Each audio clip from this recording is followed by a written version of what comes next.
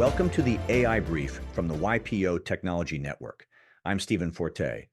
Look, some days the AI news cycle hands us three things worth your attention. Some days it doesn't. When it doesn't, we're not going to waste your time reading press releases out loud. We pivot. And today we pivot to a problem every single CEO I talk to is dealing with. The senior guy who knows everything, the one who's been there forever, the one who's about to walk out the door and take 15 years of judgment with him, the old salty guy, and how AI in 2026 for the first time lets you build a mini-me of him before he leaves. This is not a vendor pitch. This is a framework. Let me set the scene. You run a 220-person specialty manufacturer outside Cleveland. Your shop foreman is 64. He's been with you since 1998.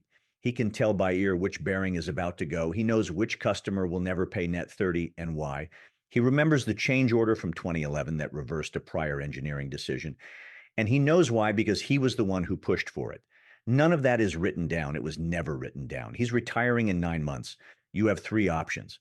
You can try to document everything which never works. More on that in a minute.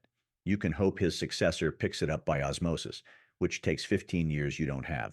Or you can do what a handful of Fortune 500 companies started doing 2 decades ago, what a startup called Udea just did for Duracell last month, and what you, a mid-market CEO, can now afford for the first time. You can build the mini-me.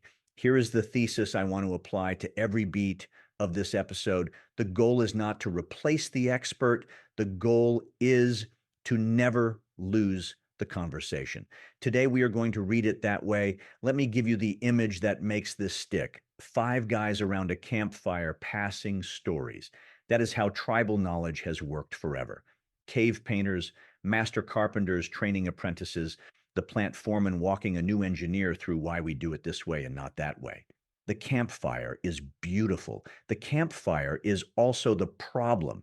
It does not scale. Only 5 people can gather around one fire. It does not persist. The stories live as long as the storytellers. And when the last storyteller walks away, the fire goes out. The campfire does not scale. The campfire goes out. That is the problem every CEO listening has, whether you've named it or not. Before I give you the framework, let me put some numbers on why this matters. 10,000 Americans turn 65 every single day right now. This is the demographic spine of manufacturing, construction, energy, and the trades. The people who know how the plant actually runs, not how the org chart says it runs. IDC estimated Fortune 500 companies lose $31.5 billion a year from knowledge that simply was not shared. For a mid-market company, assume low 7 figures annually per critical expert who walks out without a handoff. And here is the case study that should focus every CEO's attention. In the late 1990s, Boeing offered an aggressive early retirement incentive. A lot of senior engineers took it. Boeing later booked a $1.6 billion charge tied directly to that exodus. Analysts have since traced parts of the 737 MAX MKS software failure to the loss of senior engineers who understood the original control system reasoning. That is the real cost of letting the campfire go out. It is not just productivity, it is a plane. Now, here is the counter-argument, the one I want to get out of the way. You might be thinking we already have SharePoint, we already have Confluence, we already have a wiki. We tried, nothing stuck. You are right. 60 to 70% of traditional knowledge management systems fail to deliver meaningful return on investment. NASA did an internal survey on offboarding. Only 14% of departing employees felt their knowledge had been successfully captured. 86% said no. Why do wikis fail? Because of something Professor Ruth Clark, one of the leading researchers on expert cognition, calls the 70% rule. When an expert tries to explain what they do, they naturally omit roughly 70% of the critical information they actually use. They have forgotten what they know. It has become automatic. You can give them a blank Word document on a Friday afternoon, and they will hand you back the 30% they can still articulate. The other 70%, the judgment, the pattern recognition, the reasoning, that part does not come out on command. Michael Polanyi, writing in 1966, gave us the line that defines the entire problem: we can know more than we can tell. 60 years later, that is the sentence AI finally does something about. What has changed in 2026 is not the desire to capture this knowledge. The desire has always been there. What has changed is that large language models can now ingest 15 years of an executive's email, cross-reference it against their change orders, their incident reports, their customer correspondence, and generate the interview questions the expert never thought they needed to answer. The AI can find the 70% the expert cannot articulate by finding the gaps between what happened in the documents and why, which only lives in their head. That is the breakthrough. And it is why I am going to give you a framework today called the Campfire Protocol, 7 phases. Each one earns its place. Each one has a case study behind it and a thing that goes wrong if you skip it. Phase 1, consent. Before a single recording happens, the retiring expert signs on as a co-architect, not a subject. They approve the scope. They retain the right to flag outputs they consider wrong or damaging. The contract language matters. It must say the employee hereby assigns in the present tense, not agrees to assign. There is case law on this going back to 2008, DDB Technologies versus MLB Advanced Media, and it still holds. You need a separate persona rights license because California's AB 2602, effective January 2025, makes any digital replica contract unenforceable unless the uses are specifically described and the individual had legal representation. You need recording consent in the 12 all-party consent states. And critically, you need the expert to want this. If they feel cloned and fired, they withhold the 70%. You get nothing. Make them the co-architect, not the subject. Phase 2, corpus. Before you interview anyone, you ingest everything. 15 years of email is typically 300,000 to 560,000 messages for a senior executive.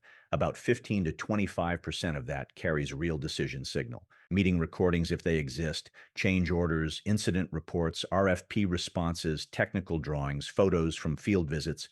The dead archive, Microsoft Presidio, open source, runs on your own hardware, redacts PII across 50 plus entity types in 48 languages. Assembly AI transcribes audio at 90 cents an hour with speaker labels. The tools are production ready. The work is mostly pipeline engineering. Phase 3, discovery. This is the one nobody anticipates, and it is the one that fixes the 70% problem. You let the AI read the entire corpus and generate 500 to 2,000 candidate interview questions. Humans triage to the top 100 to 300 for live sessions. The AI finds the unresolved problems, the unexplained decisions, the reversed engineering choices, the incidents that show up in the record but have no narrative attached. These are the questions the expert did not know they needed to answer. In March of 2018, there was a change order on Project Titan that reversed a prior engineering decision. Why? That is a discovery question. The expert can answer it. They just could not have generated it. Phase 4, interview, 45 to 60-minute sessions, 2 to 3 times a week, 8 to 12 weeks, not free-form chat. You use a method called the critical decision method, developed by the psychologist Gary Klein in 1989.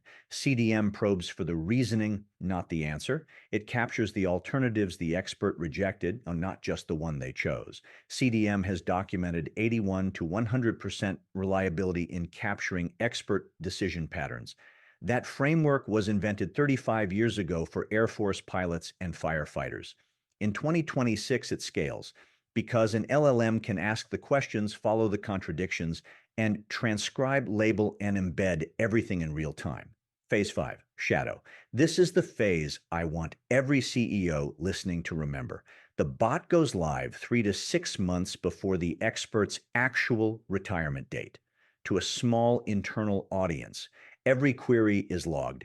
Every low confidence answer, every wrong answer, every time someone says the bot got this completely wrong, it gets flagged automatically.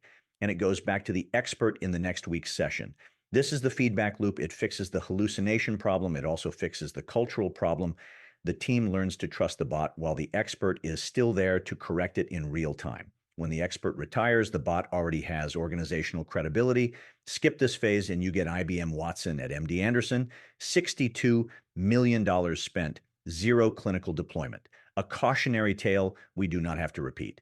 Phase 6, handoff. On the expert's last day, the bot is mature enough to handle 70 to 85% of routine queries.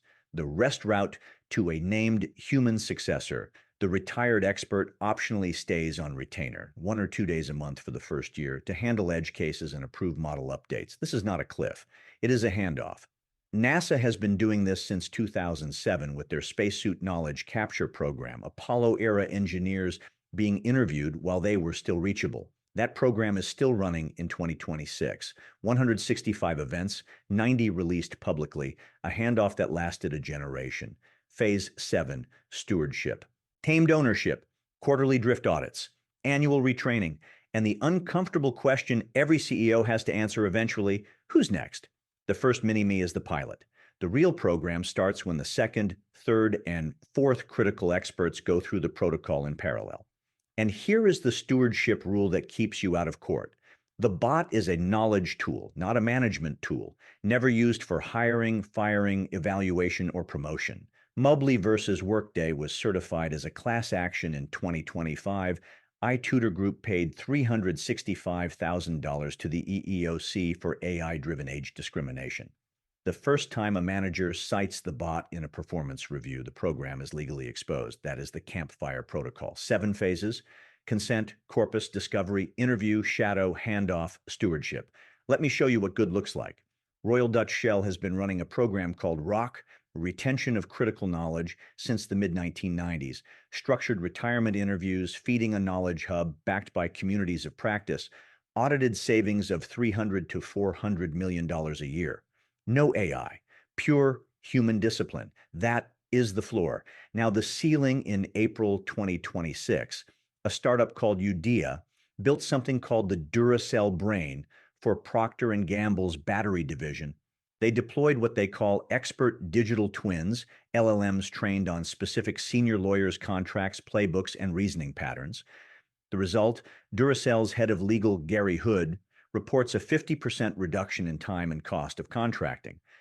Graybar, 98% faster legal due diligence. Coherent, 78% faster contract review. Across 50 enterprise customers, $3.4 billion of commercial opportunity processed. That is not theoretical. That is March 2026. And here is the part most CEOs will find surprising. You can afford this. For a mid-market deployment, call it 50 seats on a knowledge platform, meeting capture, LLM licenses, vector storage, you are looking at $18,000 to $24,000 a year recurring. The one-time build, pipeline engineering, PII redaction, a boutique knowledge elicitation consultant to run the interviews, $70,000 to $175,000. Some of you listening spend more than that on your holiday party. Give Udea credit for what they built. They took a framework that worked at Shell for 30 years on human discipline alone and compressed it into software that runs in months, not decades. That is a rare thing. It deserves to be said. So let me bring this home. Walk into your office tomorrow, look at the org chart. Find the name that makes you wince a little when you think about them leaving. The person everyone calls when the thing breaks. The person whose inbox has the answer that is in nobody else's inbox. That person is your campfire. You are not going to replace them. That was never the goal. The goal is to never lose the conversation. You are not cloning a person. You are keeping the fire. The Boeing lesson is not that knowledge transfer is expensive. It is that the absence of it is more expensive. In money, in judgment, in some cases in human lives. You have the tools, you have the framework, you have the demographics telling you the clock is running. What you do not have, if you wait, is the expert. Start the Campfire Protocol before you need it, not after. That is the YPO Tech Network AI Brief for Thursday, April 23rd. I am Stephen Forte.